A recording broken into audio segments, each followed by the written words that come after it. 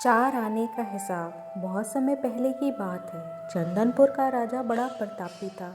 दूर दूर तक उसकी समृद्धि की चर्चाएं होती थी। उसके महल में हर एक सुख सुविधा की वस्तु उपलब्ध थी, पर फिर भी अंदर से उसका मन अशांत रहता था। उसने कई ज्योतिषों और पंडितों से इसका कारण जानना चाहा।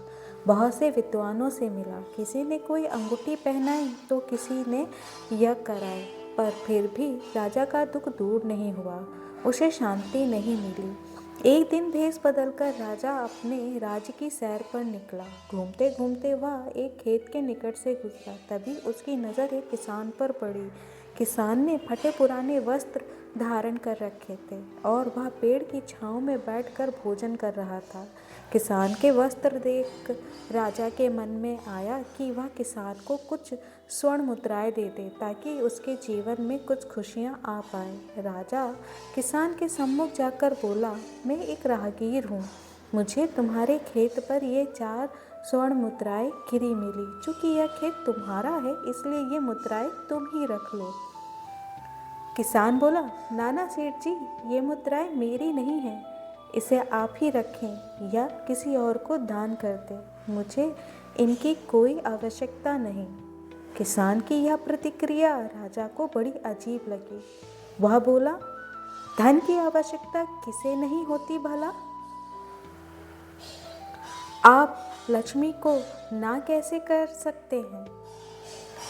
सेठ जी, मैं रोज 4 आने कमा लेता हूँ और उतने में ही प्रसन्न रहता हूँ। किसान बोला, क्या आप सिर्फ 4 आने की कमाई करते हैं और उतने में ही प्रसन्न रहते हैं? यह कैसे संभव है? राजा ने अचरज से पूछा। सेठ जी, किसान बोला, प्रसन्नता इस बात पर निर्भर नहीं करती कि आप कितना कमाते हैं या आपके पास कितना धन है, प्रयोग पर निर्भर करती है। प्रसन्नता उस धन के। तो तुम इन 4 आने का क्या क्या कर लेते हो? राजा ने उपहास के लहजे में प्रश्न किया। किसान भी बेकार की बहस में नहीं पड़ना चाहता था। उसने आगे बढ़ते हुए उत्तर दिया, इन 4 आनों में से मैं एक कुएं में डाल देता हूँ, दूसरे से कर्ज चुका देता हूँ, तीसरा उधार में दे देता हूँ और चौथा मिट्टी में गाड़ देता हूँ। राजा सोचने लगा। उसे यह उत्तर समझ नहीं आया। वह किसान से इसका अर्थ पूछना चाहता था, पर वो जा चुका था। राजा ने अगले दिन ही सभा बुलाई और पूरे दरबार में कल की घटना कह सुनाई और सबसे किसान के उस कथन का अर्थ पूछने लगा। दरबारियों ने अपने अपने तर्क पेश किए, पर कोई भी राजा को संतुष्ट नहीं कर पाया। अंत में किसान को ही दरबार में बुलाने का निर्णय लिया गया। बहुत खोजबीन के बाद किसान मिला और उसे कल की सभा में प्रस्तुत होने का निर्देश दिया गया। राजा ने किसान को उस दिन अपने भेष बदलकर भ्रमण करने के बारे में बताया और सम्मानपूर्वक दरबार में बैठाया। मैं तुम्हारे उत्तर से प्रभावित हूँ और तुम्हारे 4 आने का हिसाब जानना चाहता हूँ। तो बताओ, तुम अपने कमाए 4 आने किस तरह खर्च करते हो, जो तुम इतना प्रसन्न और संतुष्ट रह पाते हो? राजा ने प्रश्न किया।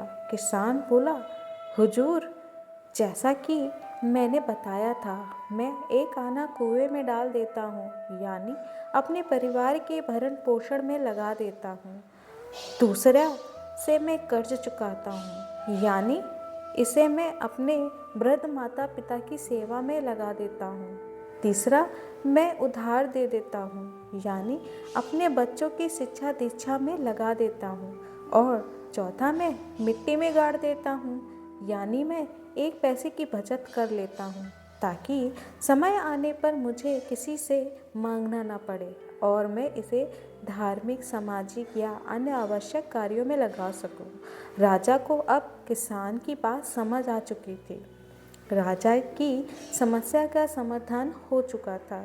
वह जान चुका था कि यदि उसे प्रसन्न एवं संतुष्ट रहना है तो उसे भी अपने अर्जित किए धन का सही सही उपयोग करना होगा। मित्रों, देखा जाए तो पहले की अपेक्षा लोगों की आमदनी बढ़ी है, पर क्या उसी अनुपात में हमारी प्रसन्नता भी बढ़ी है? पैसों के मामलों में हम कहीं ना कहीं गलती कर रहे हैं। लाइफ को बैलेंस्ड बनाना ज़रूरी है और इसके लिए हमें अपनी आमदनी और उसके इस्तेमाल पर ज़रूर गौर करना चाहिए। नहीं तो भले हम लाखों रुपए कमा लें, पर फिर भी प्रसन्न एवं संतुष्ट नहीं रह पाएंगे।